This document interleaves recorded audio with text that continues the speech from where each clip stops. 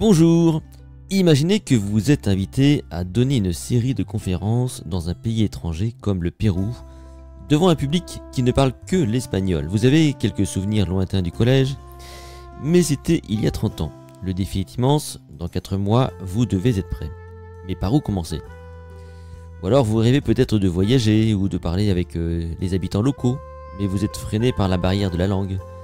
Vous essayez des applications comme Duolingo ou Mosalingua, mais après quelques semaines, vous avez l'impression de stagner. Et c'est exactement ce qui m'est arrivé en 2022, lorsque Nicolas, un ami à moi et directeur de l'Alliance française au Pérou, m'a invité à donner 17 conférences à travers le pays. J'ai d'abord paniqué, parce que en partant de presque zéro, même si j'avais déjà pratiqué l'espagnol autrefois, il fallait que je sois capable de m'exprimer couramment en espagnol pour le mois de mai. Et si j'ai réussi, c'est grâce à une approche structurée que je vais vous partager aujourd'hui. Bonjour, mon nom est Vincent Delourmel, je suis ce qu'on appelle un mnémoniste, c'est-à-dire un spécialiste de la mémoire. Et sur ce podcast, je partage avec vous mes astuces, mes stratégies pour optimiser et entraîner votre mémoire, votre attention, votre concentration et même affiner votre esprit critique. Retrouvez-moi sur mon site les-secrets.com et rejoignez la communauté de celles et ceux qui prennent soin de leur cerveau tout entier.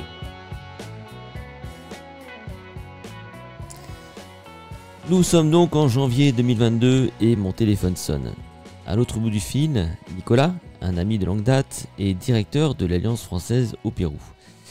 Il me propose un défi inattendu, animer une tournée nationale avec 17 conférences et ateliers dans des villes comme Lima, Arequipa, Cusco, etc. Une expérience incroyable.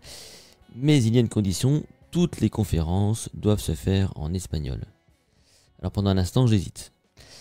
L'espagnol, comme d'autres, je l'avais étudié au collège et au lycée, mais c'était il y a 30 ans. Et puis une tournée nationale devant des natifs. J'avais 4 mois pour me préparer, janvier, février, mars, avril et début mai, je devais être prêt. Rapidement, je me rends compte que les applications comme Duolingo ou Mosalingua ne suffiront pas.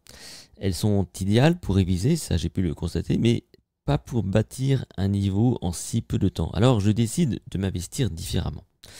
Je prends pour commencer une professeure qui me prépare 15 cours de 2 heures basés sur des situations concrètes. Comme par exemple parler en public, demander mon chemin, échanger dans un restaurant. Chaque matin, par ailleurs, je révise les mots appris donc au cours de ces séances avec l'application Anki. Et le reste du temps, je regarde des séries espagnoles sous-titrées en espagnol et des films français, là aussi sous-titrés en espagnol. Tout ça me prend à peu près 6 à 7 heures par semaine. J'écris aussi ma conférence et je m'enregistre pour améliorer ma prononciation. Et puis, progressivement, ça marche. En mai, me voilà au Pérou, prêt à affronter ce défi. Et les conférences se passent bien, bien mieux même que je ne l'aurais imaginé. Et non seulement je réussis à transmettre mes idées, mais à la fin du mois, en immersion totale, je me surprends à avoir des conversations totalement spontanées. Depuis, cette aventure m'a transformé. J'ai découvert des outils, des méthodes et des réflexions que je vais partager avec vous aujourd'hui. Que vous ayez 1 mois, 4 mois ou 1 an, il est possible d'apprendre plus ou moins bien, évidemment, une langue et de relever vos propres défis.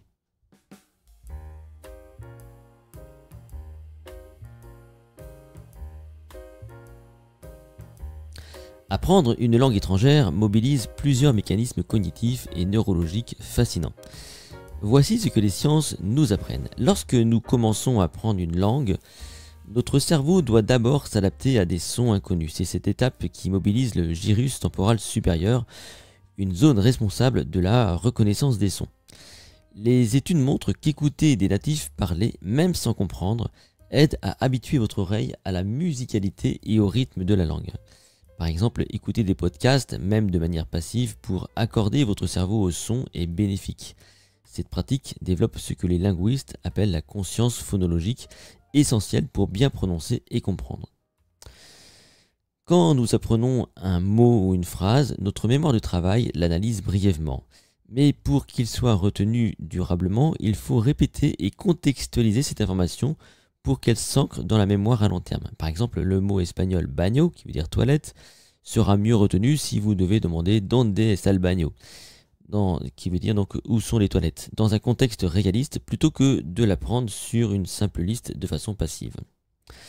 La plasticité cérébrale, on en a déjà parlé, donc elle permet à notre cerveau de créer des connexions renforcées par la répétition et l'exposition. Plus vous êtes en contact avec une langue à travers des séries, des conversations, des livres, et plus ces connexions deviennent solides. Ainsi, le chercheur Stephen Krashen a montré que comprendre des messages significatifs, par exemple en regardant des séries ou en écoutant des podcasts, est beaucoup plus efficace que mémoriser passivement des règles grammaticales. Et puis, pour mémoriser efficacement, il faut revoir les informations à des intervalles précis, juste avant qu'elles ne soient oubliées. C'est d'ailleurs un philosophe allemand, Hermann Ebbinghaus, qui, en 1885, a démontré avec la courbe de l'oubli que cette méthode améliore la mémoire à long terme. C'est pour cela que des outils comme Anki ou autres flashcards sont si performants. Par ailleurs, les neurosciences ont confirmé que l'apprentissage est fortement influencé par les émotions. Lorsque vous vivez une expérience plaisante ou engageante, votre cerveau libère de la dopamine, ce qui renforce les circuits neuronaux liés à cette expérience. Ainsi, regarder des séries ou participer à des jeux en langue cible, la langue que vous voulez étudier, est une bonne pratique parce que si vous vous amusez, eh bien vous apprenez plus vite. Mais au fait, le saviez-vous? Apprendre une nouvelle langue, une langue étrangère, n'est pas seulement un défi intellectuel. Les recherches montrent que cela stimule la formation de nouvelles connexions neuronales, retardant l'apparition des maladies neurodégénératives comme Alzheimer. Une étude publiée dans Neurology en 2013 révèle que les personnes bilingues ou polyglottes développent ces maladies en moyenne 4,5 ans plus tard que les monolingues. Si en plus vous vous intéressez à plusieurs langues, alors vous bénéficierez de ce qu'on appelle l'interférence positive entre les langues. Je m'explique. Lorsque vous apprenez une langue étrangère, votre cerveau s'appuie sur les structures et les similitudes avec les langues que vous connaissez déjà. Ce phénomène s'appelle le transfert linguistique. Cela peut être un avantage si ces langues sont proches, comme l'espagnol et le français par exemple. Mais aussi un obstacle si elles sont très différentes, comme le chinois. Cependant, l'effort consenti améliore considérablement vos capacités cognitives. Allez, voyons maintenant comment appliquer tous ces conseils dans notre quotidien.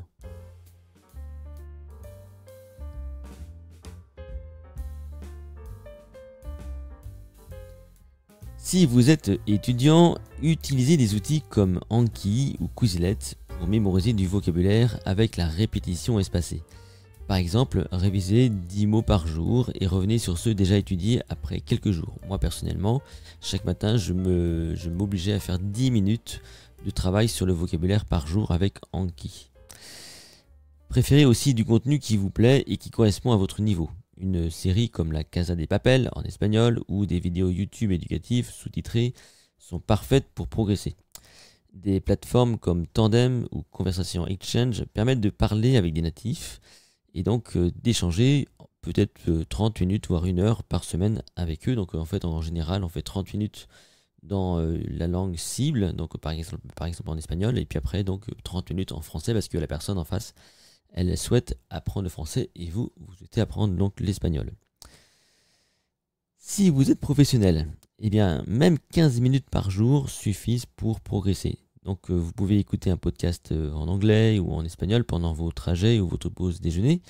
Définissez une routine d'apprentissage, pratiquez avec un coach linguistique ou un assistant virtuel. Par exemple, moi j'utilise ChatGPT Voice Advanced et il m'aide à traverser mon expression orale. Donc si vous faites partie du MemoCamp, j'ai publié une vidéo sur ce sujet pour vous montrer comment tout cela fonctionne.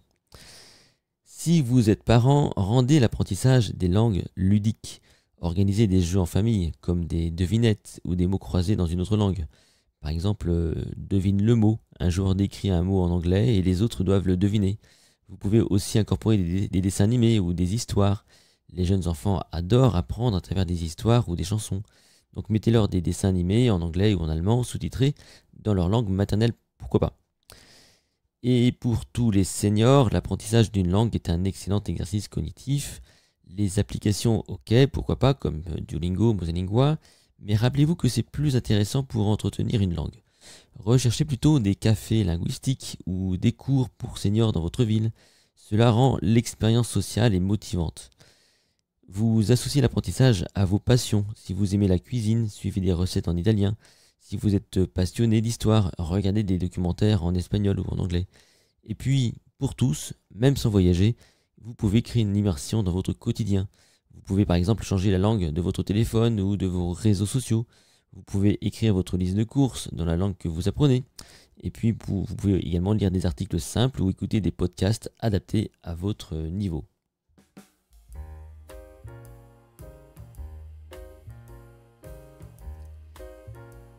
Apprendre une langue étrangère, c'est pas évident, c'est clair.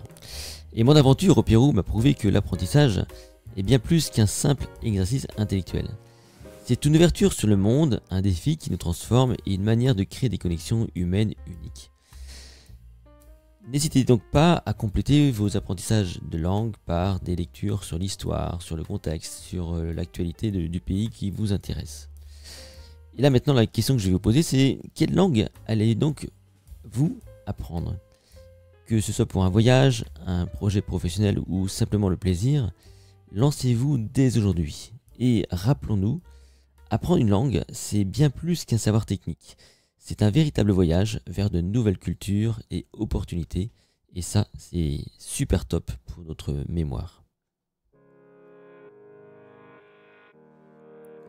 Cet épisode est maintenant terminé, merci de m'avoir écouté. Si vous avez apprécié son contenu, n'hésitez pas à le partager avec vos amis et à me laisser un commentaire. A bientôt pour un nouvel épisode. Je vous rappelle que vous retrouvez l'intégralité des podcasts sur mon site les-secret.com ainsi que le MemoCamp pour entraîner votre mémoire à tous les niveaux. Inscrivez-vous et à très vite.